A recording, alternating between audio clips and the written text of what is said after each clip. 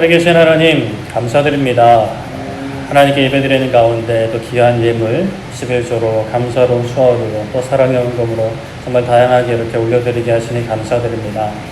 하나님, 경제가 정말 참 어렵습니다. 또 우리 그런 경제가 어려워지는 상황 가운데 정말 직접적으로 타격을 입으신 우리 성도님들도 계신 줄 압니다. 하나님, 그럼에도 불구하고 정말 힘들지만 구별하여 하나님께 올려드립니다. 아버지 하나님, 이제까지 누렸던 모든 은혜 하나님께서 허락하신 것이고 앞으로도 베푸시는 분 하나님이시오니 구별하여 드립니다. 하나님 기뻐 받아주시옵고 아름다운 곳에 사용되게 하여 주시옵소서.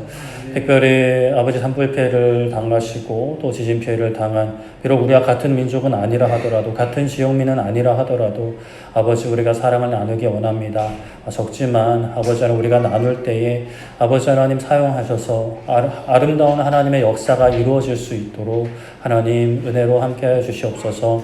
이 시간 말씀의 자리에 나아갑니다. 말씀의 자리 가운데 함께하여 주시옵고 아버지, 전하는 부족한 종이나 듣는 하나님의 귀한 교족들 모두가 하나님을 배웠고 하나님을 높이며 하나님 안에 참된 은혜를 입고 돌아갈 수 있는 귀한 시간 되게 하여 주시옵소서.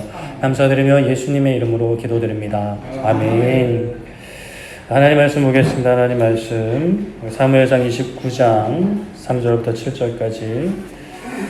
오늘 주부는 똑바로 나갔지요? 사무엘상 29장 3절부터 7절까지 말씀 우리 한 절씩 교도하도록 하겠습니다. 사무엘상 29장 3절부터 7절까지 한 절씩 교독하도록 하겠습니다. 블레셋 사람들의 방백들이 이르되 이 히브리 사람들이 무엇을 하려느냐 하니 아기스가 블레셋 사람들의 방백들에게 이르되 이는 이스라엘 왕 사울의 신하 다윗이 아니냐. 그가 나와 함께 있은지 여러 날 여러 해로되 그가 망명하여 온 날부터 오늘까지 내가 그의 허물을 보지 못하였노라.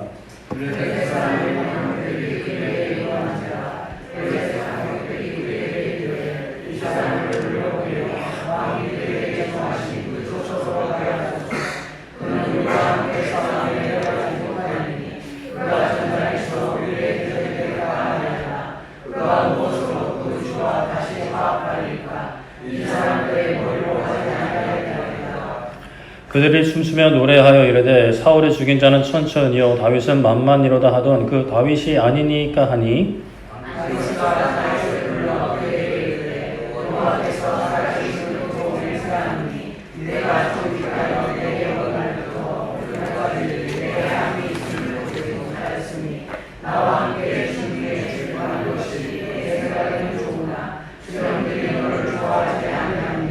그러므로 이제 너는 평안히 돌아가서 블레셋 사람들의 수령들에게 거슬러 보이게 하지 말라 하니라.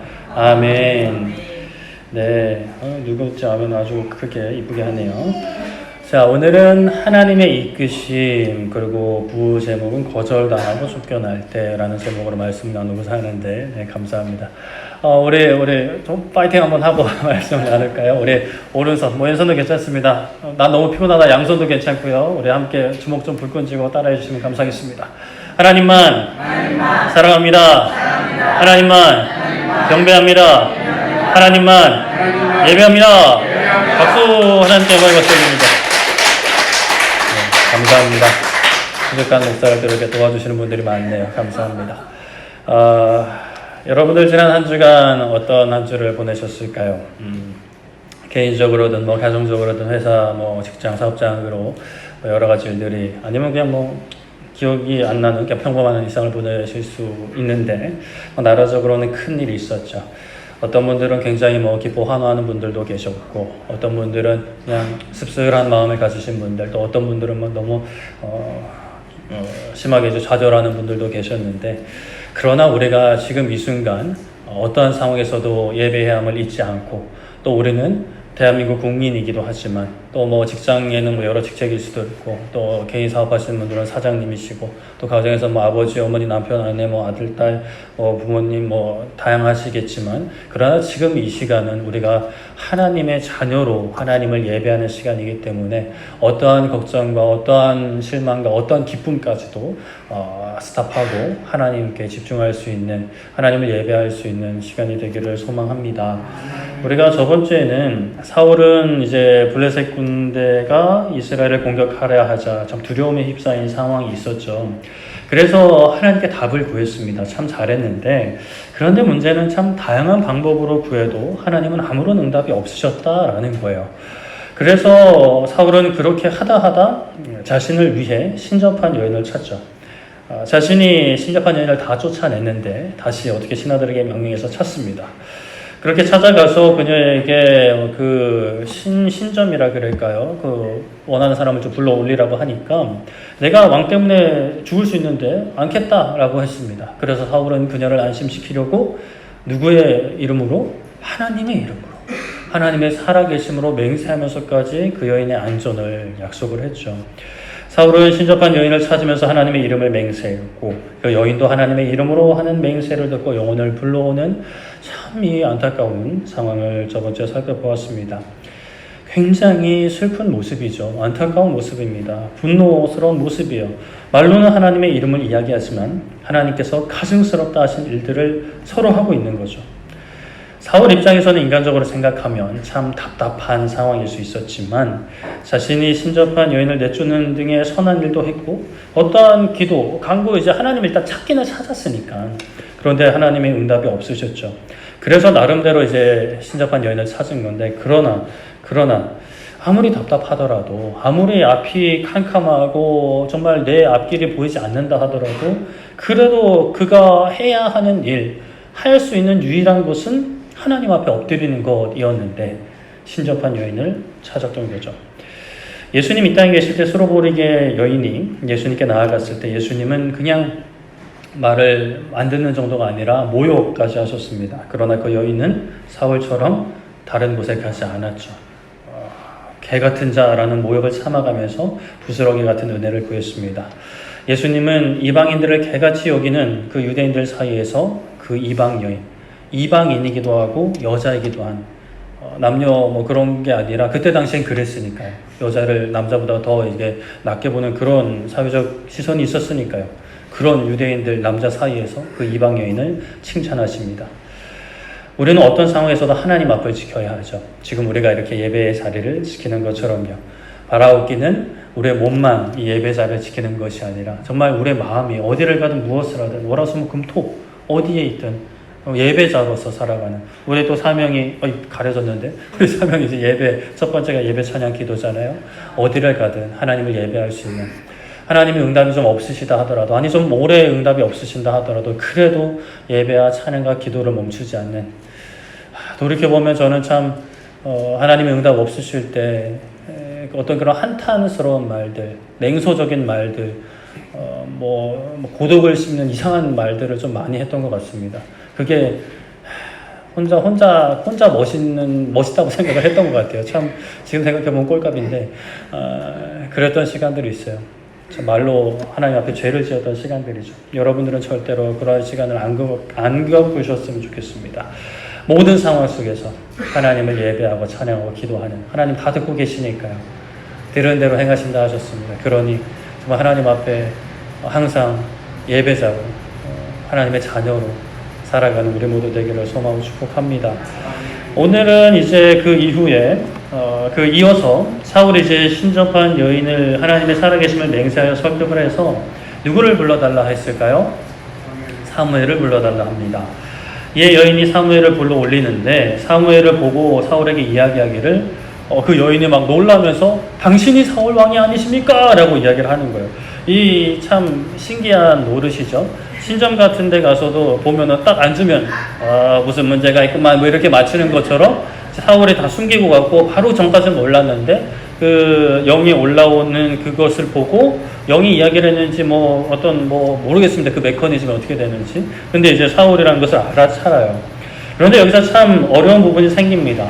신접한 여인이 사무엘을 불러 올린 것인가? 라는 의문이 생겨요. 학자들도 이 부분에 대해서는 의견이 좀 갈립니다. 진짜 사무엘의 영을 불러 올렸느냐? 아니면 거짓된 악한 영을 그냥 불러 올렸느냐라는 문제예요. 일단 조금 간략하게 살펴보면 어떤 학자들은 신접한 여인이 진짜 사무엘의 영을 불러 올렸다라고 이야기를 합니다. 왜냐하면 이 말씀에서 사무엘이라고 이제 언급을 하고 있고, 그리고 사무엘 그 영이 이야기한 내용들이 실제로 다 이루어지기 때문이죠. 그러나 우리가 또 생각을 해봐야 될 것은, 아무리 그 말이 진실이라 하더라도 귀신이라고 다 거짓을 말한 건 아니거든요. 예수님 시대 때도 예수님과 귀신이 마주치면 귀신들도 고백을 했어요. 예수님이 하나님의 아들이라고. 그것은 거짓이 아닙니다. 놀라운 고백이에요. 엄청난 믿음의 고백인데 귀신의 입에서 그런 고백이 나온단 말이죠. 귀신들도 몽땅 거짓말을 하진 않습니다. 진실과 거짓을 섞어서 유혹을 하는 거예요. 그래서 이제 이런 각도로 보면 좀 이렇기도 하고 저런 각도로 보면 이렇기도 한데, 그래서 참 말씀에 사무엘이라고 지칭하는 게 아니라 사무엘을 흉내내는 악한 영이라고 했다면 참 논란이 없을 것 같은데, 이게 논란이 좀 있어요. 그러나 중요한 것은 이겁니다. 사실 그게 중요한 건 진짜 사무엘의 영이냐 사무엘의 영이 아니냐는 사실 큰 문제가 되진 않아요. 저는 개인적으로는 사무엘의 영이 아니다라고 보는 입장이긴 한데, 사무엘의 영이라고 봐도 하나님이 오케이 하셨으니까, 그러면 이제 사무엘의 영이 바로 간 곳에 사울과 그 아들들이 있을 거다라는 그 표현이 좀 문제가 되긴 하는데, 좀 문제가 하여튼 있긴 한데, 사실 그거는 확실하지 않은 부분이니까 천국 가서 하나님께, 예수님께, 사무엘에게 물어보면 되는 것이고, 중요한 것, 변하지 않는 것은 신접한 여인을 찾아 그녀에게서 답을 듣고자 하는 것은 하나님께서 보시기에 가증한 행위라는 거예요. 사무엘의 영이든 아니든, 그 말이 진실이든 아니든, 그것은 어떤 행위? 가증한 행위라는 거예요. 역대상 10장에 이렇게 말씀을 합니다. 사울이 죽은 것은 여호와께 범죄하였기 때문이라 그가 여호와의 말씀을 지키지 아니하고 또 신접한 자에게 가르치기를 청하고 여호와께 묻지 아니하였으므로 여호와께서 그를 죽이시고 그 나라를 이새의 아들 다윗에게 넘겨주셨다라고 역대상에서 아주 잘 정리를 하고 있죠. 하나님께 물었잖아요. 그렇죠? 하나님께 물었음에도 불구하고 역대상 평가는 하나님께 묻지 않았다라는 거예요. 처음에 물었으면 끝까지 하나님 앞에 나아가서 붙잡아야 되는데 그렇게 하지 않아서 결국에 역대상 이제 후대에 기록된 거거든요. 후대의 평가는 묻지 않았다라고 평가가 되고 하나님의 말씀을 지키지 않았다라고 평가가 되는 거죠. 이전에 사울 초창기 중기쯤 아말렉을 진멸하라는 하나님 말씀에 순종하지 않은 것도 있지만 역대상 10장에서는 이렇게 그가 하나님의 말씀을 지키지 않았고 신접한 자에게 가르침을 청한 것이 그 사울이 왕의 자리에서 쫓겨나게 되는 명백한 그 근거로 제시가 되는 것이죠. 그렇다면 사울이 하나님께서 기뻐하시지 않는 그 방법, 신접한 여인을 통해 얻은 게 뭘까요? 궁금증 해결?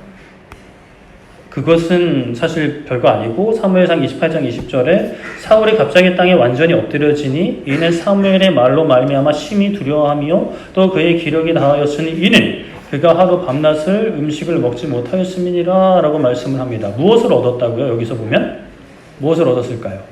사울이 얻은 게 뭘까요? 두려움을 얻은 거예요. 근데 우리가 잠깐 기억을 좀 살려볼게요. 사울이 왜 신접한 여인을 찾아갔죠?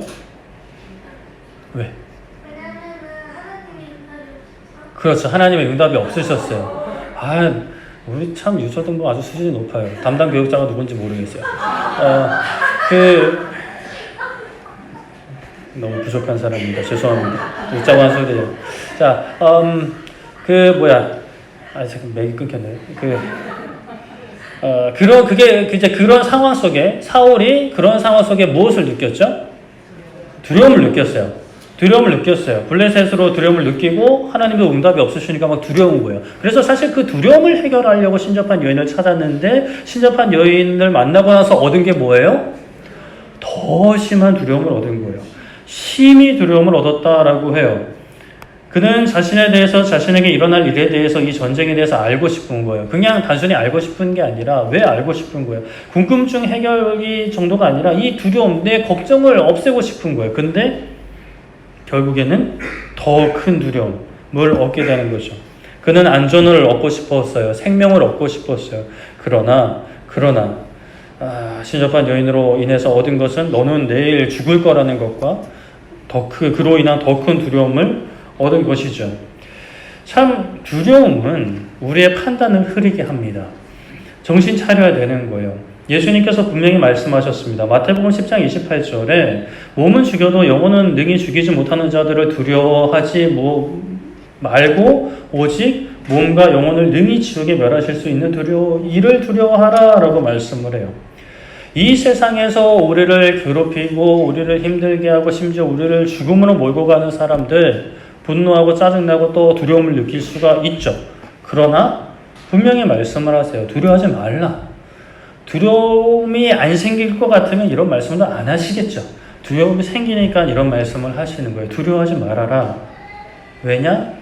몸과 영혼까지 멸하실 분이 있는데 너희들이 지금 번지수를 잘못 잡고 있다. 포인트를 잘못 잡고 있다라고 말씀을 하시는 거죠. 우리의 몸이 전부가 아니라 영혼이 있고 영혼의 삶을 좌지우지하는 분이 계시다라는 것을 우리가 믿고 있다면 우리는 몸이 죽는 것, 몸이 굶는 것, 헐벗는 것, 우리의 명예가 땅에 떨어지는 것, 그것을 두려워하는 것이 아니라 영혼이 죽는 것을 두려워해야 하는 것이죠. 그러나 마귀는 어떻게든 영혼의 죽음보다는 이 땅에서의 우리의 육신의 죽음, 흥망성쇠를 두렵게 합니다. 정치 문제에 집중을 하게 하죠. 그것이 다 아예 허무맹랑한 것은 아니죠. 다 중요합니다. 중요해요. 그러나 진짜 우리가 우선적으로 정말 집중하고 궁극적으로 바라봐야 할 것은 하나님의 나라, 우리의 영혼의 문제인 것이죠. 우리가 두려울 때, 걱정이 생길 때 무엇을 구해야 할까요? 사울처럼 지금 당장 이 두려움을 해결하는 것, 이 걱정을 없애는 것, 물론 그것도 필요하지만 사실 우리가 그러고 싶지만 당장 이 어떤 문제 해결을 통해 나의 두려움과 걱정을 덮어버리는 것, 이것은 마치 안에는 계속 곪고 있는데 겉에만 번지르르하게 덮는 자동차 같은 것도 이제 기스가 나면은 이렇게 녹을 제거하고 잘 처리를 한 다음에 덮어야지. 그냥 거기에 그냥 페인트만 덮는다고 해결이 되지 않죠. 당장은 깔끔해 보일 수 있지만 그 안에서 계속 녹이 자라나고 좀만 이제 살짝만 긁히면 그게 확 나버리고 점점 안이 부식되고 썩어가는 거죠. 우리의 영혼, 마귀는 어떻게든 영혼의 죽음보다는 이 땅에서 육신의 죽음, 흥망성쇠를 두렵게 하죠. 그럴 때 우리는 당장의 어떤 그 걱정과 두려움에서 해방되고 싶지만 영원한 하나님의 나라를 볼 수 있는 시선을 하나님께 구해야 합니다. 구체적으로 어떻게 구해야 할까요? 성령 하나님께서 역사하셔서 우리가 이 땅의 것만 보는 게 아니라 그것을 넘어 하나님의 나라를 볼 수 있게 구해야 되는 것이죠. 사도행전 2장 17절에 하나님이 말씀하시기를 말세에 내가 내 영을 모든 육체에 부어주리니 너희의 자녀들은 예언할 것이요 너희의 젊은이들은 환상을 보고 너희의 늙은이들은 무엇을 꾸리라? 꿈을 꾸리라. 이 말씀은 요엘 2장 28절을 인용한 것이죠. 여기서 예언, 환상, 꿈, 이거는 신접한 여인이 말하는 내일의 일이 아닙니다. 영원한 하나님의 나라를 가리키는 거예요. 하나님의 역사, 하나님의 계획, 하나님의 행하심, 하나님의 성품을 가리키는 거죠. 요한복음 14장 26절에 보혜사 곧 아버지께서 내 이름으로 보내실 성령 그가 너에게 모든 것을 가르치고 내가 너에게 말한 모든 것을 어떻게 하게 하리라? 생각나게 하리라. 누가요? 이것이 자신이 없어요. 누가요? 누가 가르치세요? 성령님께서, 성령 하나님께서 가르치시고 생각나게 하신다고요. 누가요? 성령님. 제가요? 아니고 성령님이 하시는 거죠. 제가 이렇게 앞에서 떠들고는 있지만 결국에 깨닫게 하시는 분은 성령 하나님이신 것입니다. 그러니 우리가 누구를 구해야 되는 거예요? 성령 하나님을 구해야 되는 거죠. 성령 하나님이 이미 오셨다면 또 오세요라고 구하기보다 충만히 역사해달라고 계속해서 우리가 기도해야 되는 것입니다. 그 성령 하나님께서 오셔서 충만히 역사하실 때 세상의 가르침보다 하나님 나라에 대한 가르침이 우리의 마음과 생각을 지배하고 다스리게 되는 거죠. 여기서 가르치는 것, 머리의 지식으로만 배우는 게 아닙니다. 마음으로 깨닫게 하시는 거예요. 우리가 요즘 이제 새벽, 금요일 누가복음 이제 계속 보고 있는데, 그때 계속 하나님의 나라에 대해서 이제 계속 이제 언급이 되고 있습니다. 여러분들 꼭 들어보시기를 바래요. 제가 설교를 잘해서가 아니라, 그래도 우리가 하나님의 나라에 공통된 주제를 가지고 이제 함께 나아가야 되니까요. 그렇게 이제 하나님의 나라를 깨닫게 하시는 분이 바로 성령님이신데, 하나님의 나라를 본다, 하나님의 나라를 구한다라는 것을 우리가 좀 생각을 해봤으면 좋겠어요. 하나님의 나라를 본다. 이게 우리 눈에 보이는 것은 아니잖아요. 물론 환상을 통해서 뭐 천국을 보는 분들도 계시고 미래 일들을 볼 수 있죠. 볼 수 있습니다. 그러나 이제 그런 어떤 특별한 은사들, 특별한 사람들, 정말 몇 안 되는 사람들에게 허락된 것이고, 모든 그리스도인들이 바라보는 것은 말씀을 통해, 깨닫게 하심을 통해 믿음의 눈으로 바라보는 건데, 좀 이런 성격이 있어요. 나무를 보는 것보다 숲을 보는 약간 그런 성격이 있는데, 이게 무슨 의미냐? 우리가 이제 뭐 숲을 이제 지나가고 있습니다. 숲을 지나서 우리의 목적지, 뭐 우리의 집으로 간다고 생각을 해볼게요. 그러면 이제 나무를 보는 것도 뭐 즐거운 일입니다. 이 나무는 어떻고 저 나무는 어떻고, 뭐 나무의 종류들을 살필 수도 있겠지만, 그런데 때로는 정말 막 너무 똑같은 나무들이 있어. 또 너무 나무가 빽빽해서 막 음침한 어떤 분위기까지 막 조성하는 길을 우리가 지나갈 수도 있는 거죠. 그럴 때면은 두려움에 사로잡힐 수도 있고, 몸도 마음도 지칠 수 있는 거죠. 언제 끝나나. 뭐 한 3시간 걸었는데 똑같은 풍경만 이렇게 있으니까 무서움도 들 수 있어요. 그럴 때는 우리가 시선을 끌어올려서, 요즘엔 드론 촬영도 많이 하잖아요. 미디어 보면은. 이렇게 시선을 하늘로 쫙 올려가지고 나무 하나만 보는 게 아니라, 내 지금 길만 보는 게 아니라 숲 전체를 보는 거죠. 물론 우리가 드론은 아니니까, 드론을 가지고 또 있지 않으니까 실제로 우리의 눈으로 볼 수 없지만, 그래도 우리가 이 숲의 대략적인 그림을 안다면 우리가 머리로는 생각을 할 수 있는 거죠. 지금 내가 어디쯤인지는 정확히는 알지 못하지만, 그래도 이 숲은 분명히 한계가 있는 것이고, 크기는 하지만 이 숲 너머에는 내 집이 기다리고 있다, 내 사랑하는 아들, 딸들이 기다리고 있다, 남편, 아내가 기다리고 있다, 내 부모님이 기다리고 있다라는 것을 생각하는 것, 그게 하나님의 나라를 본다라고 표현을 할 수가 있어요.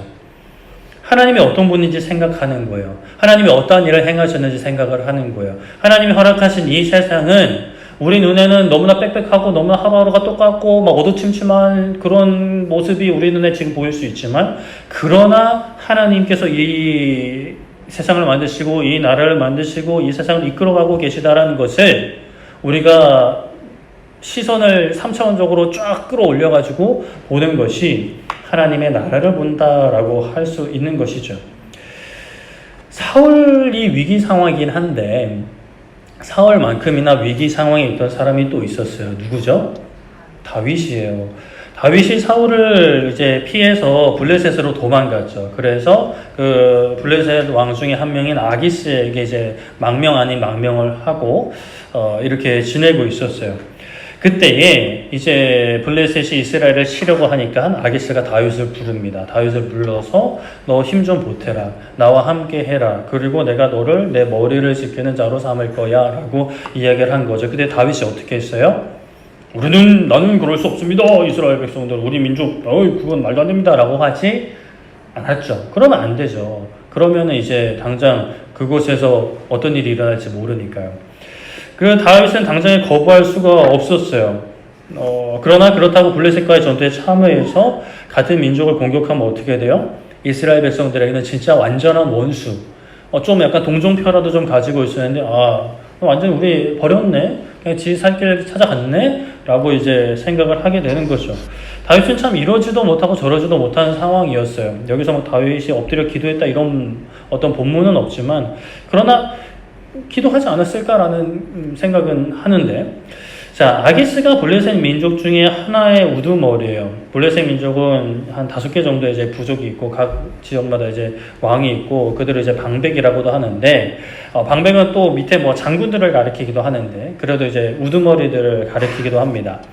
그렇게 이제 블레셋 연합군이죠. 블레셋 지역 연합군이 이스라엘을 치러 나가고, 아기스는 이제 다윗을 데려가는 그런 상황이에요. 그런데 이제 다른 왕들이, 다른 우두머리급들이, 리더급들이 아기스한테 이야기하는 거죠. 저 히브리 사람들 뭐냐? 저 이스라엘 사람들 뭐냐라고 묻는 거예요. 딱 눈에 보기에 행색이 좀 달랐던 것 같아요. 그래서 묻는 거죠. 그래서 아기스가 대답합니다. 여기 여러분들 아는 그 다윗입니다. 다윗. 여러분 아시죠? 다윗이 나에게 왔고 여러 해 동안 함께 지냈는데 내가 그에게 허물을 발견하지 못했습니다. 사실 다윗이 거짓말했는데 말이죠. 아기스는 아직도 이제 다윗을 신뢰하고 있어요. 그렇게 이제 아기스는 여기 다윗이고 제가 이제 뭐 우리 편에 내 사람이 되었습니다. 뭐 이런 식으로 이야기를 하는 거죠. 그때 다른 우두머리들과 방백들이 뭐라고 했을까요? 좀 길지만 29장 4절에 블레셋 사람들의 방백이 그에게 어떻게 한지라? 노한지라. 분노하는 거예요. 응? 뭐라고? 블레셋 방백들이 그에게 이르되 이 사람을 돌려보내라. 왕이 그에게 정하신 그 처소로 가게 해라. 왕이 이 다윗을 뭐 신하로 두든 말든 우리가 그것까지는 참견할 것은 아닌 것 같습니다. 근데 이건 아닌 것 같다고. 우리와 함께 싸움에 내려갈 수 없습니다. 생각을 한번 해보세요. 전장에서 전투가 이제 한창 진행되고 있는데 그가 갑자기 돌면서 우리를 공격하면 어떻게 할 거예요? 그가 다시 자기네 왕 사울한테 갈 수 있는 유일한 방법이 뭘까요? 우리의 목을 가지고 가면 그래도 사울이 좀 받아주지 않겠어요? 지금 이렇게 방백들이 이야기하는 거예요. 그를 돌려보내라는 거죠. 전쟁터에서 내보내라는 겁니다. 집으로 보내라는 거예요. 그들이 너무나 강력하게 이야기하니까 아기스도 어쩔 수 없었던 것 같아요. 그래서 다윗을 불러다가 이렇게 이야기합니다. 다른 방백들이 수령들 우두머리들이 너를 좀 좋아하지 않는다. 이해하지? 평안히 집으로 돌아가라. 너의 진영으로 돌아가라 라고 합니다. 그러자 다윗이 어떻게 해요? 아이고 감사합니다 라고 한 게 아니라 29장 8절에 다윗이 아기스에게 이르되 내가 무엇을 했습니까? 내가 당신 앞에 오늘까지 있는 동안 당신의 종에게서 무엇을 보셨기에 내가 가서 내 주 왕의 원수와 싸우지 못하겠습니까? 못하게 합니까? 라고 이야기하는 그 원수 누구예요? 원수 누구예요? 자신감 있게. 사울인 거죠. 원수. 아기스의 원수 사울. 사울과 왜 싸우지 못하게 합니까? 라고 지금 이야기하는 거예요. 어떤 상황인지 이해되시죠? 지금 방백들이 아기스 말고 다른 리더급들이 다윗 돌려보내라는 거예요. 그러니까 아기스가 안 되겠다 싶어서 다윗을 돌려보내는 거예요. 그러니까 다윗이 아니 나는 싸우고 싶은데 저 원수 사울과 싸워서 내가 왕에게 그냥 아주 그냥 힘이 되고 싶은데 이게 무슨 일입니까? 라고 이야기하는 거죠. 이게 참말이에요? 거짓말이에요? 거짓말인 거. 사울이 다윗이 좀 거짓말을 좀 잘하는 것 같아요. 그렇죠? 다윗은 사울을 칠 생각이 없었어요. 이전에 기억하시죠? 사울을 2번이나 죽일 수 있었는데 죽였어? 안 죽였어요? 안 죽였어요. 그동안 생각이 바뀌었을까요? 그때 죽였어야 되는데 내가. 그러지 않겠죠. 싸울 생각이 없어요. 오히려 싸우면 굉장히 곤란해지는 상황인 거예요. 다윗은 왕이 되어야 된단 말이에요. 왕이 되어야 되는데 그 백성들 죽이면 이제 완전히 이제 거절이 되는 거죠. 그런데 누가 이렇게 만들어가요? 블레셋의 방백들이지만 결국에는 하나님께서 이렇게 만들어 가시는 거예요. 블레셋 사람들 하나님을 믿는 사람들입니까?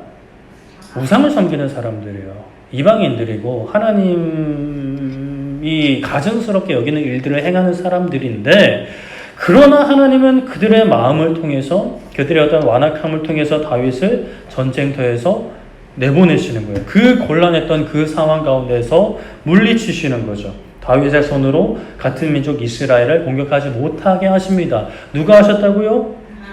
하나님께서 하셨다는 거죠. 다윗은 다른 방백들에게 블레셋 우두머리들에게 무엇을 당한 거예요?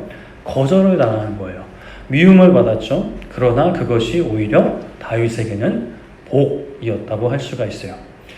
우리가 살다 보면 거절을 당하는 경우들이 있습니다. 미움을 받는 경우들도 있죠. 마음이 힘들죠. 상처를 받기도 합니다.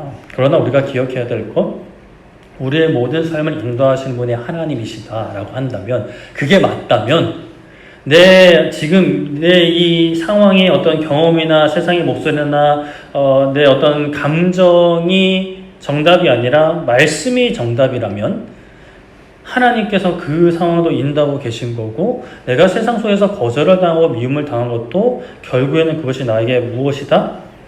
복이다. 선한 것이다. 라는 것을 우리가 고백을 해야 합니다. 하나님께서 다윗을 인도하신 것처럼요. 그런데 우리는 이런 생각이 여기서 들 수 있어요. 아니 목사님, 다윗은 원한 것이 아닙니까? 다윗은 전쟁터에서 벗어나는 게 당장의 유익인 거고 다윗이 원한 거였잖아요. 너무나 명백하게도 전쟁터에서 벗어나는 것이 다윗에게 유익이었고 복이었잖아요. 그런데 우리가 오늘날 일상에서 겪는 우리를 힘들게 하는 어떤 거절과 우리를 향한 미움은 내가 정말 가고 싶어하는 그곳에서 거절당하는 거고 내가 그렇게 바라는 사람에게서 거절당하고 미움을 받는 것인데 그것이 나에게 어떻게 복이 될 수 있습니까? 라고 생각을 할 수가 있겠죠. 다윗과 상황은 많이 다르지 않습니까? 라고 생각할 수 있어요. 맞죠? 사실 다윗의 상황은 말 그대로 땡큐한 상황인 거예요. 감사한 상황인 거죠. 그런데 우리가 힘든 거는 내가 정말 가고자 하는, 있고자 하는 그곳에서 거절을 당하는 경우, 내가 정말 함께하고자 하는, 또 내가 정말 좋아하는 것을 넘어서 사랑하는 사람에게 거절을 당하고 미움을 받는 경우 너무나 힘들죠. 그러나 우리가 그럼에도 불구하고 기억해야 할 것은, 붙잡아야 할 것은 그런 상황도 하나님의 인도하심 아래에서는 복이 되고 선이 된다라는 것이에요. 아멘 하시면 참 좋은데. 자, 창세기에 아브라함의 아들이 이삭이고 이삭의 아들이 에서와 야곱이고 야곱의 아들이 12명이 있죠. 그 12명의 아들 중에 11번째가 누구죠? 요셉입니다. 요셉이 이 정도는 알아도 좋아요. 자, 많은 아들들 중에 한 명, 이 요셉이 아버지의 사랑을 독차지하면서 다른 형들에게 미움을 받고 질투를 받아요. 그런데 게다가 그 위에 10명의 형들이 요셉과 어머니가 다른, 그러니까 이복 형들인 거죠. 그러니까 미움을 더 쉽게 받겠죠. 그런 상황에서 요셉이 꿈을 꾸고 형들에게 이야기하는 것은 형들의 볕단이 내 볕단에 절을 했다. 그리고 아버지와 어머니까지 상징하는 해와 달, 그리고 형들의 그 별들이 나에게 절을 했다. 형들은 그냥 이거 막 뚜껑 열리는 거예요. 안 그래도 아버지의 사랑을 독차지하는 것도 짜증나 죽겠는데 형들이 요셉을 섬기는 것과 같은 꿈을 꾸고 그걸 막 자랑하고 있는 거죠. 오죽하면 아버지도 좀 적당히 하라고 혼을 낼 정도니까. 그래서 형들이 요셉을 어떻게 했어요? 요셉을 팔아버렸어요. 형들이 아버지 집에서 멀리 떨어져 양을 치고 있었습니다. 요셉이 아버지의 심부름으로 형들을 찾아갔죠. 형들이 처음에 어떻게 하려고 그랬어요? 요셉을 죽이려고 그랬어요. 죽여버리자. 그런데 이거 죽이는 건 좀 너무 그렇잖아요. 아무리 어머니가 달라도 아버지는 같으니까. 그래서 이거는 좀 너무하다. 그러면 노예 상인에게 팔아버리자. 그래서 노예 상인에게 팔아버립니다. 부유한 집에, 그래도 부유한 쪽에 속했으니까 그 집안이 부유한 집에 사랑받는 아들, 제일 사랑받는 아들 요셉은 하루아침에 노예로 팔려갑니다. 아무리 이복 형제라고 해도 한 형제들인데 참 미움을 받고 엄청난 거절을 당한 거예요. 그냥 단순히 따돌림을 당한 정도가 아니라 아예 집에서 멀리 떨어진 다른 나라로, 게다가 노예로, 유학을 가는 게 아니라 노예로 팔려가는 거죠. 인신매매를 당한 거예요. 유괴는 아니고 인신매매죠. 그렇게 요셉이 애굽으로 팔려갑니다. 노예로 팔려간 집에서 그래도 열심히 일했어요.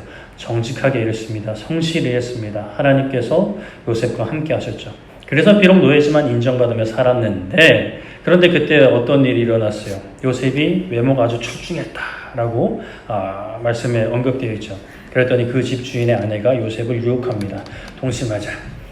요셉은 그럴 수 없다라고 답을 합니다. 창세기 39장 9절에 이 집에는 나보다 큰 이가 없으며 주인이 아무것도 내게 금하지 아니하였어도 금한 것은 당신뿐입니다. 당신은 그의 아내이지 않습니까? 그런즉 내가 어찌 이 큰 악을 행하여 누구에게?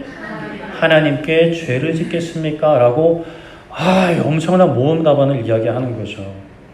그냥 나쁜 일을 할 수 없습니다라가 아니라 하나님 앞에 죄를 지을 수 없습니다 라고 아주 훌륭하게 답을 해요. 어때요? 하나님께서 복에 복을 더하여 주셔야겠죠. 그런데 이 일로 요셉이 어떻게 됐어요? 감옥 갔어요.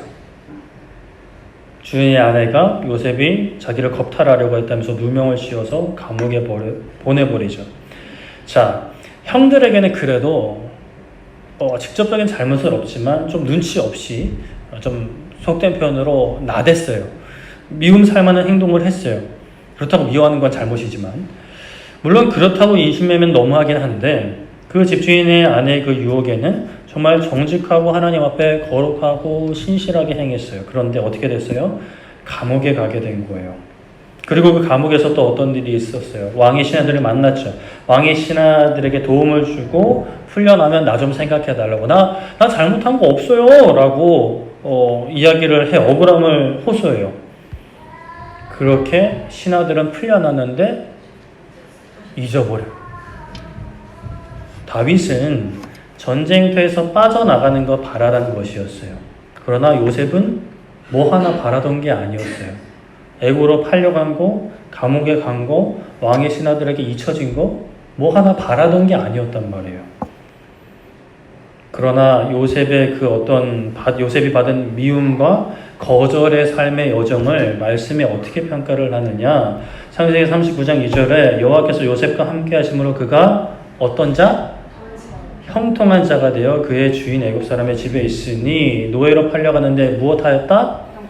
형통하였다. 그리고 39장 23절에 간수장은 그의 손에 맡긴 것을 무엇이든지 살펴보지 아니하였으니 이는 여호와께서 요셉과 함께 하심이라 여호와께서 그를 범사에 형통하게 하셨다. 지금 이 상황은 감옥에 들어간 상황이에요. 근데 무엇하였다? 형통하였다라는 거예요. 형통하다가 뭐예요? 잘 풀린다라는 거예요. 우리 시선에는, 아니 세상의 기준으로는 노예로 팔려간 것, 감옥에 들어간 것, 왕의 신하에게 잊혀진 것 자체가 어떻게 형통한 거예요? 라고 이야기할 수 있죠. 맞아요. 그게 어떻게 형통한 거예요? 일이 잘 풀린 거예요? 아니죠. 근데 하나님께서 함께 하시니 형통했다라고 말씀해요. 어떻게 좀 이게 받아들여지세요?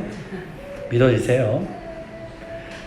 아닙니다! 라고 하신다면 아직까지 말씀보다는 내 생각이 더 우선되는 상황이에요. 이거는 우리가 개선을 해야 됩니다. 하나님께서 요셉을 인도하셨어요. 근데 참 인도하시는 길이 노예로, 감옥으로, 거기서 또 잊혀짐으로, 그리고 30살이 됐을 때, 애굽에서 그렇다 그래요. 애굽에서는 관리, 공무직에 오를 수 있는 최소 나이가 30살이라고 합니다. 그 30살이 됐을 때 하나님께서 그를 감옥에서 꺼내세요. 잊혀졌던 그 왕의 신하의 기억 속에 요셉이 기억나게 하시고 왕이 고민되는 일을 요셉이 풀게 하십니다. 그래서 요셉이 어떻게 됐죠? 왕 다음 가는 자리인 총리가 됐다. 이 요셉의 스토리는 단순 성공 스토리가 아니죠. 인생 역전 스토리가 아닙니다. 요셉이 훗날 시간이 지나서 부모님 아버지 만나고 형들 만나고 또 아버지 죽고 난 다음에 형들이 벌벌 떨면서 지난날에 한 게 있으니까 요셉한테 가서 죄송합니다. 우리가 종입니다. 라고 이렇게 이야기할 때 요셉이 한 얘기가 있어요. 창세기 50장 20절 한번 같이 읽어볼까요? 시작. 당신들은 나를 해하려 하였으나 하나님은 그것을 선으로 바꾸사 오늘과 같이 많은 백성의 생명을 구원하게 하시려 하셨나니. 아멘. 하나님이 행하신 것은요, 요셉 한 사람을 성공시키시려고 그렇게 막 질질 끌고 가신 게 아니다라는 거예요. 요셉의 삶을 통해 많은 사람의 무엇을? 생명을 살게 하시려고 요셉의 삶을 미움과 거절의 삶으로, 요셉이 좀 부족한 부분도 있었는데 그것을 통해서 또 왕의 신하들이 까먹는, 그리고 그 중간에 그 간악한 여인의 그 간사한 그것을 통해서도 하나님은 요셉을 이끌어 가시는 거예요. 무엇을 하시려고? 많은 사람의 생명을 살리시려고요. 여러분들은 하나님의 인도하심을 믿으세요? 아멘. 안 믿어지셔도 이럴 땐 아멘 하시는 게 좋아요. 하나님의 인도하심을 구하고 계시죠? 구하시죠? 그쵸? 안 구하세요? 구하셔야 돼요. 안 구하시면 새벽 예배 나오셔서 저랑 같이 기도해요. 구하셔야 돼요. 자, 그런데 하나님의 인도하심을 왜 구하세요? 왜? 어떻게 구하세요? 어떻게 해달라고 구하세요? 하나님, 이거 해주시는데, 우리가 보통 이제 기도하는 건 편안하게 해달라고. 그래, 또 이게 편안한 것 좀 이상으로, 좀 한 번 사는 인생 좀 남들보다 좀 그래도 한 걸음 더 나가고, 좀 인생 폼나게 사는, 하나님의 영광을 위한다고 하지만 결국에는 좀 그래도 이 땅에서 좀 어깨 으쓱으쓱 거리면서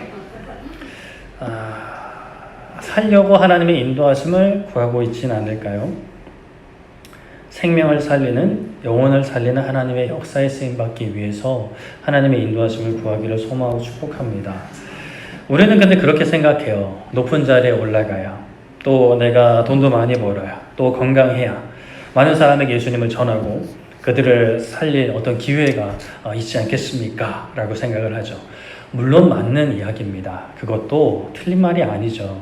그러나 우리가 하나님의 역사하심과 하나님의 인도하심을 우리 이 생각에, 우리 이 세상, 이 대한민국 사회, 또 내가 사는 그 지역에 통용하는 그런 생각들에 가두어서는 안 돼요. 무엇을 가두면 안 된다고요?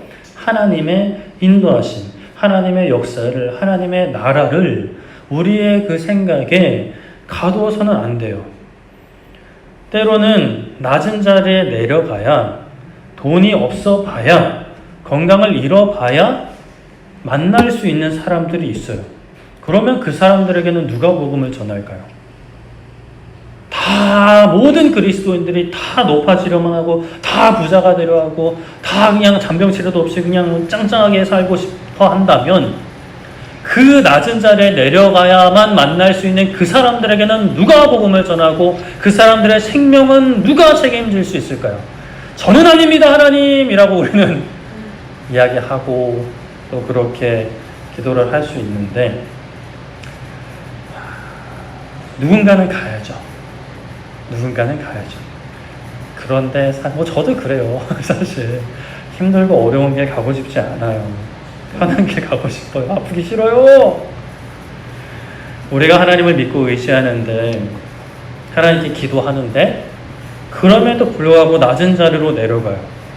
하나님이 나의 바람과 나의 기도를 거절하고 계세요.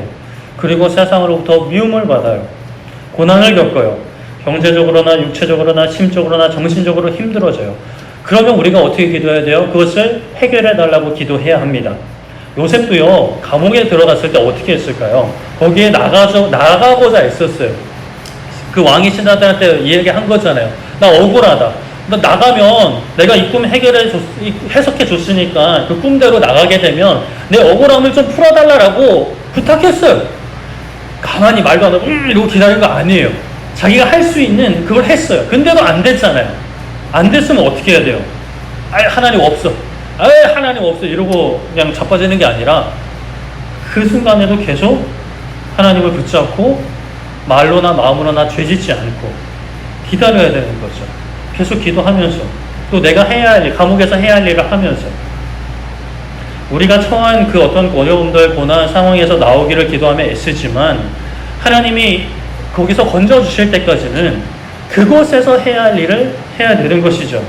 그곳에서도 하나님의 통치하심을 인정하고 하나님의 인도하심을 인정하고 하나님의 선하심을 고백하고 어떻게든 찬양하면서 감사하는 하나님의 나라를 살고 그 하나님의 나라를 그곳에서도 전해야 하는 거죠. 그곳에서 만날 수 있는 사람들이 있으니까요. 그곳에서 복음을 전하는 거죠. 이번 주에 그 새롭게 하소서의 그 간증 프로그램 있잖아요. CBS에서 하는. 거기에 그 손재석 목사님, 저도 몰랐는데 그 주님 마음 내게 주소서 찬양 있잖아요. 주님 마음 내게 주소서, 그 찬양의 원곡자 목사님이 간증을 하시는데, 그분이 20대 때 이제 한신그룹에 입사를 하셨대요. 그래서 너무 대단한 직장이잖아요, 그래도. 그래서 이제 너무 즐겁게 막 이제 첫 출근 날 이제 회식 자리에 갔는데 한 40명 이렇게 쭉 일렬로 서 있고, 기획 전무님이 오시더니 양주를 딱 본인 한 잔 딱 하고 마시고, 그 다음 딱 한 잔하고 또 마시고, 중간중간 자기 위치가 왔대요. 그래서 이제 이미 전무님 좀 취하시고, 또 마시고, 옛날에 저 요즘도 그러세요? 직장에서? 하여튼 그렇게 마시고 딱 권했대요. 그러니까 목사님, 그때 목사님이 아니셨죠. 직장인이셨대. 20대 중반? 그때 받으셔서 제가 잔은 감사히 받겠습니다. 그러나 저는 크리스천이기 때문에 술을 마실 수 없습니다. 라고 아주 담대하게, 거기도 그냥 식당이 아니라 무슨 나이트였다 그러는데, 하여튼 그렇게 했대요. 어떻게 됐을까요? 박수를 받았을까요? 뺨, 정강이 그렇게 후드러 맞고, 뭐 부장급이 끌고 나와가지고 꿀밤을 때리면서, 야, 나도 크리스찬이야. 술 한잔 마시는 게 그렇게 어렵냐? 라고 핀잔을 들었다 합니다. 그리고 그날에 바로 사표 제출하라 그래가지고 그 다음날 사표를 제출하고 인사건지 사무실에 기다리고 있었대요. 그 당일날 거기서 성수대교를 지나 집으로 돌아가시면서 얼마나 하나님을 원망했는지 몰랐다고 이야기를 하시더라고요.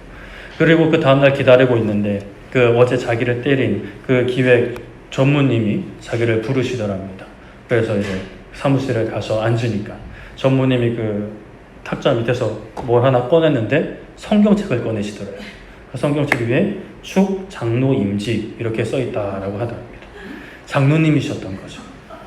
그분이 그렇게 부르셨답니다. 내가 직장생활 20-30년 하면서 한 번도 크리스천이라고 입 밖에 내본 적이 없다. 너는 무슨 깡답으로, 좀 제가 각색을 해서 무슨 깡답으로 그렇게 어제 그 자리에서 그렇게 이야기했냐고.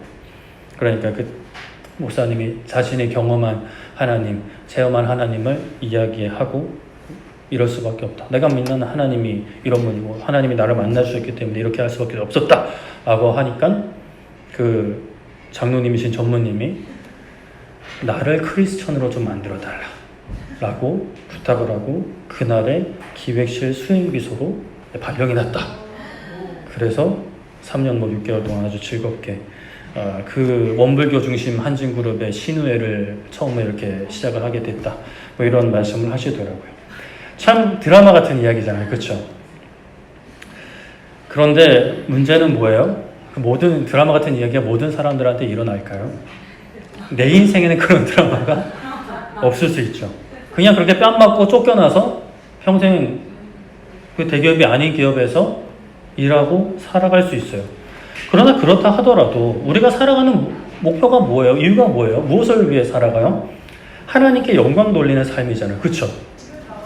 하나님의 나라를 사는 거잖아요. 하나님의 나라를 전하는 게 우리 인생의 목적이잖아요. 그렇죠? 우리가 생각하는 어떤 사회적인 성공이나 건강이나 편안한 삶, 경제적인 여유, 이 모든 것은 사실 그 도구일 뿐이지 우리의 공통적인 목적은 하나님께 영광을 돌리고 하나님의 나라를 살면서 하나님의 나라를 준비하고 하나님의 나라를 전하는 것이라면 하나님께서 나의 삶을 인도하고 계시다는 걸 믿음으로 고백한다면 내가 있는 것이 기획실이든 아니면 뭐 중소기업이든 아니면 자영업이든 그곳에서 우리는 하나님의 나라를 살며 하나님의 나라를 전해야 되는 거죠. 힘들고 어려워도 살아야죠. 그렇다고 우리 죽을 거 아니잖아요. 죽는 거 결코 도피처 아닙니다. 우리의 삶이 다하고 하나님께서 부르시면 그것은 진실로 이제 우리의 진짜 고향, 진짜 피난처로 가는 것이지만 스스로 몸을 해치거나 끊는 거 절대로 안 되죠. 살아야 합니다. 그리고 그냥 사는 게 아니라 하나님께서 허락하신 그곳에서 예배하며 하나님을 높이며 예수님을 전하며 살아가야 하는 것이죠. 바울도 복음 전하며 참 많은 힘든 일 겪었어요. 고린도후서 11장 23절에 그들이 그리스도의 일꾼이냐 정신없는 말을 하거니와 나는 더욱 그러하다. 내가 수고를 넘치도록 하고 옥에 갇히기도 하고 더 많이 하고 매도 수없이 맞고 여러 번 죽을 뻔했다. 사도 바울 아시잖아요. 뭐 길게 설명 안 할게요. 하나님 나라를 위해서 정말 수고한 사도 바울. 옥에 갇혔어요. 매도 맞았어요. 여러 번 죽을 뻔했어요. 그런데 사도행전 20장 23절에 이렇게 고백해요. 오직 성령이 각성해서 내게 증언하여 결박과 환난이 나를 기다린다. 앞으로도 이게 고난이 있다. 그러나 내가 달려갈 길과 주 예수님께 받은 사명 하나님의 은혜의 복음을 증언하는 일을 마치려 하면은 나의 무엇조차 생명조차 조금도 귀한 것으로 여기지 아니하노라. 우리에겐 사명이 있잖아요. 그렇죠? 이 사명 저만 있는 거 아니죠. 그렇죠? 모든 그리스도인들에게 허락된 사명이잖아요. 아멘, 아멘. 너무 부담스러우실까요? 이 고백이? 그건 바울이고 저는 바울이 아닌걸요. 바울만 천국 가는 거 아니잖아요. 우리 다 가야죠. 그리고 이왕이면 하나님께 칭찬 받아야죠. 그쵸?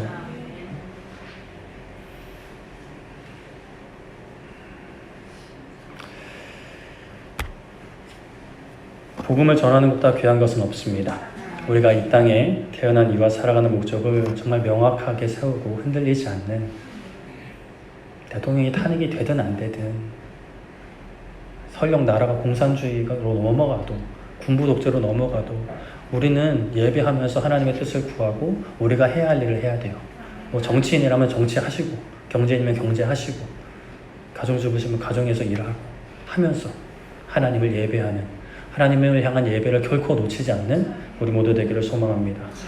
말씀을 정리하겠습니다. 사울은 자신이 처한 상황에서 어떻게든 그 두려움에서 벗어나고자 했어요. 그래서 하나님께서 금지하신 신접한 여인을 통해 사무엘을 불러 올립니다. 사무엘이냐 아니냐는 논란이 있지만 중요한 것은 하나님께서 금지하신 거고, 그로 인해 사울은 더 두려움에 휩싸이게 됐다. 그러나 다윗은 일단 흘러가요. 하나님을 의지했겠죠. 기도했을 거라고 생각을 합니다. 하나님께서는 다른 블레셋 우두머리들의 마음을 움직이셔서 믿지 않는 사람들을 통해서도 역사하세요. 그래서 다윗을 그곳에서 벗어나게 하시죠. 미움과 거절이었지만 결국 그것 때문에 살게 되는 거죠. 우리가 오늘날 이 땅에서 미움과 거절을 당할 수 있어요. 다윗처럼 지금 당장 내가 원하는 쪽은 아닐 수 있어요. 그러나 우리가 원하는 대로 하나님이 인도하시지 않을 수 있지만, 우리가 바라는 응답은 더디고 더딜 수 있지만, 그러나 우리는 예배해야 합니다. 하나님께 찬양해야 됩니다. 기도해야 됩니다. 복음을 전해야 됩니다. 그러다 보면 하나님께서 보시기에 가장 좋은 때에 우리를 회복시키실 것이고 세우실 것이죠. 요셉처럼 높이셔서 쓰실 수도 있고요, 바울처럼 쓰실 수도 있고요, 아니면 성경에 기록되지도 않는 사람, 많은 믿음의 선배들처럼 이름 없이 사용하실 수도 있습니다. 그게 중요한 건 아니죠. 하나님 다 아시니까요. 우리를 어디로 인도하시든 높은 자리로 인도하시면 높은 자리에서, 낮은 자리로 인도하시면 낮은 자리에서 하나님의 나라를 살며 하나님의 나라를 선포하는 우리 모두 되기를 소망으로 축복합니다. 우리 함께 찬양하고 기도했으면 좋겠는데요, 우리 부르신 곳에서 어떻게 해요? 나는 무엇 하네? 가사를 보면 나는 예배하네. 어떤 상황에도 예배하네. 일단 우리는 이 자리에 지금 부르셨으니까 우리 이 자리에서 뜨겁게 찬양하고 기도하고, 또 여러분들에게 허락하신 일상이 있습니다. 답답하고 짜증나는 일상일 수 있지만, 그러나 성령 하나님 언제나 함께 하십니다. 24시간 함께 하세요. 그러니까요, 우리 말 하나님 기쁘시지 않게 하는 말 하지 말고 정말 찬양하고 기도하며 승리하기를 축복합니다.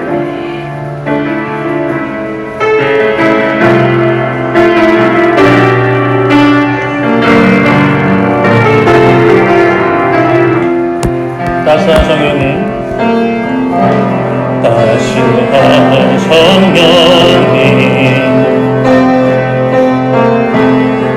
나를 보내 내 몸을 감싸며 주어지는 평안, 만족함을 느끼 부르신 곳에서 나는 예배하네. 어떤 상황에도 나는 예배하네.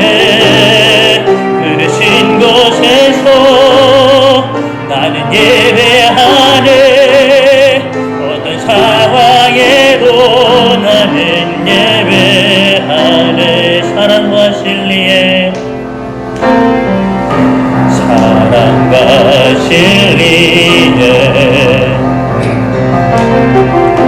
한 줄기 빛보내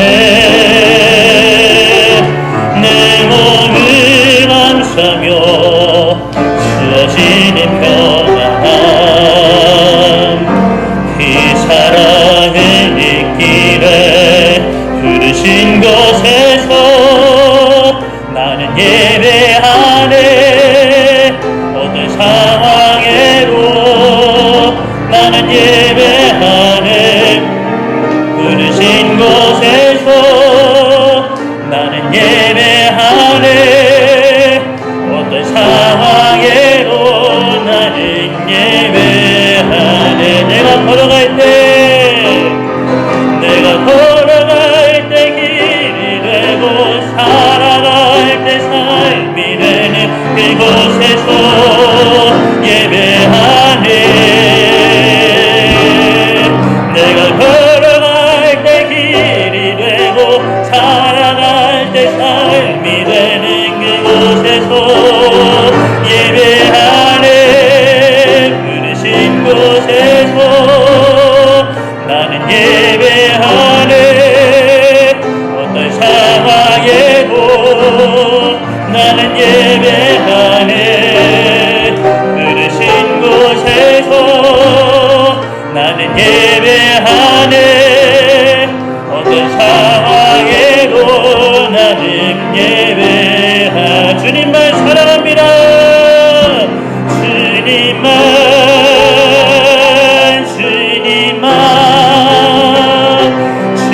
주님만 사랑하 어떤 상황에서도 나의 왕 나의 주님을 더욱 알기 원해 나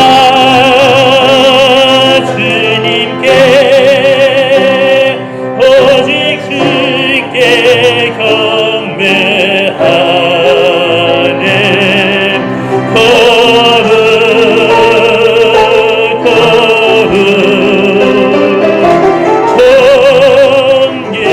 존귀하신 주